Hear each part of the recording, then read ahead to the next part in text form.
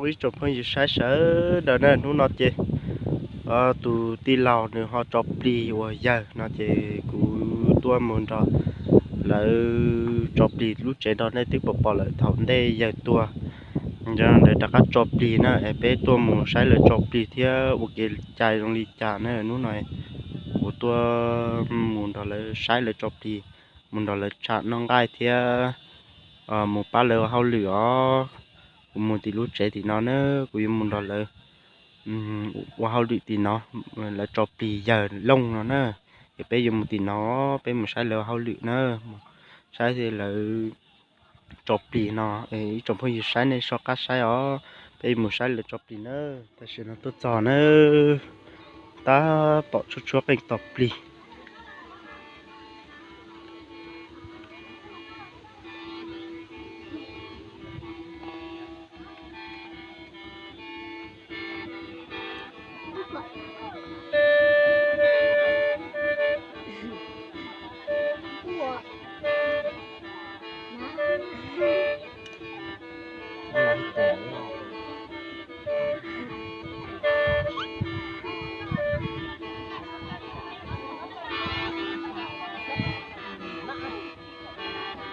không nói chuyện rồi là chả nó chả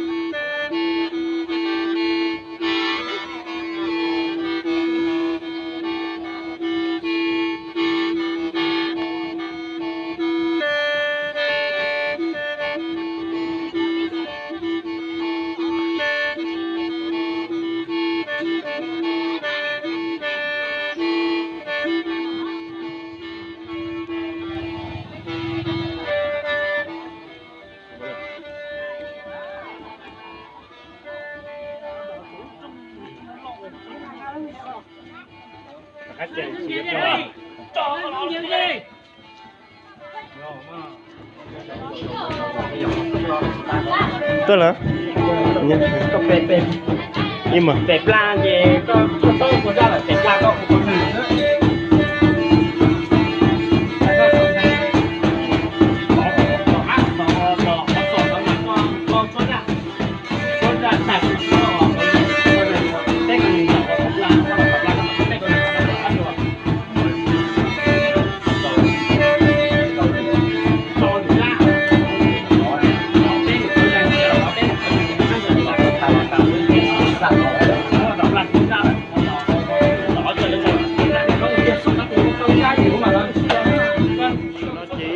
hao lửa ít chiên đập phải nó giống nó đó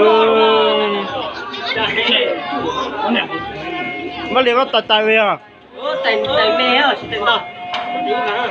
Tài mẹ thì làm đâu đi được khẩu. Cười nó tặng nó cái đủ.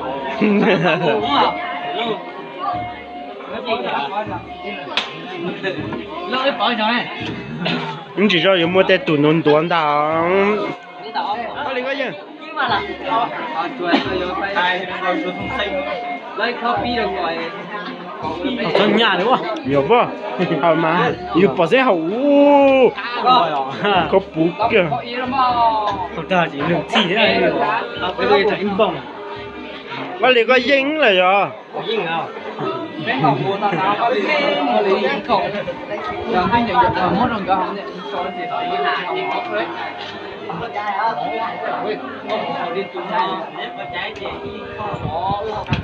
Nó hướng đầu mong hết chỉ có hỏi thôi. Không một mâu gì cả. Nó hầu li hầu. Tôi vẫn tôi là. Nhà tôi chỉ có giặc. Hai đứa. Cái này hai nhóm gì cũng được hai. Nè, bom mồi ấy. Này gì chứ? Đó, tỏ sai dùng một chế đó. Cho xin họ chỉ sai dùng một chế đó.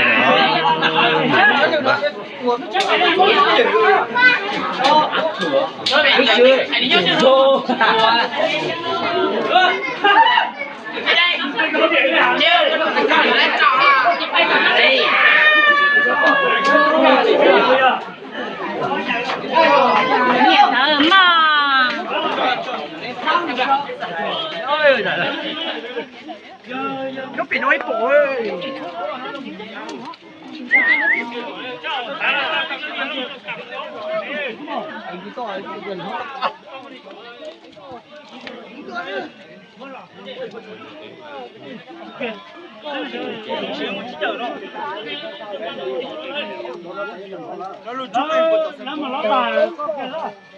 Y lung còn mà đó xong còn to trông bé đâu. Nè lên từ lót chở rồi tụi tôi này. Ô, chỗ này tôi này à. Lót tài tụi tôi này. Kiếm à. Nó đó. À, nỉ lót chở thiên thì tôi nãy là dốc kia. Giờ thì tôi chỉ mua á. Họ khó. Đây đấy. Tôi cả. Tin lấy thứ này. Dạ, cái là tôi ra kia nào. Tôi là gì? Tôi là gì? Đây là tôi là gì? Nó trả lấy tôi. Nó trả nha. Bố bé nó thu cho nó mò hải. Và cái có bắt sao gì nó còn nỉ nó tụi tôi đau nó là nhiều tụi tôi là mò nó tôi hay này có hiểu tụi tôi đau không nó tôi hay này là còn gì nói có hay nhiều đấy không chào Chào lửa. con nhóc một kẹo con nhóc cho cái chi đấy nào cá đến đây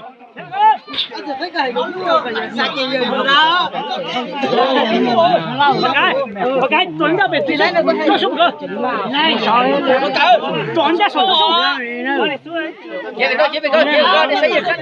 cái tuấn ra về cho súng nhưng mà chưa mẹ nó chỉ mua có mà lấy không được chưa Tôi say rồi. Này cứ thả đấy nè. Đây trong quay phim này. Giờ tôi đánh tháo. đi hơn ít tiền được đó ít việc ốp tay chụp tay chụp cái gì sát chảo bây giờ chả kia này giờ đó con mà ơi rồi thì Không mai đâu. Lo chuyện cái giờ lo. này thôi cơ Cái này cứ cho tôi thả. Cứ đi nói đâu. để lâu rồi giờ Nó sao? nó vẫn lâu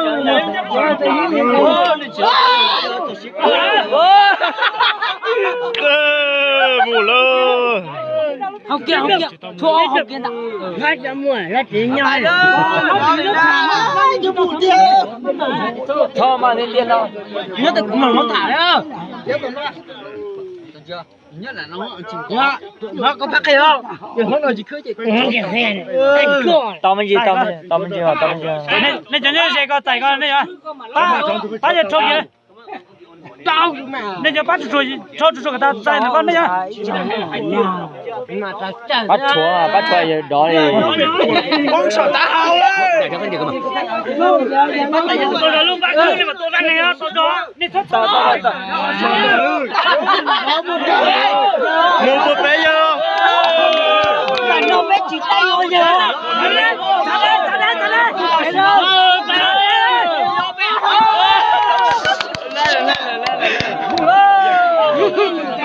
dạ thì đâu à nó bé cho lùi bé chỉ nó tôi tao cho nó là bé phụ đó phụ bé chứ mù lô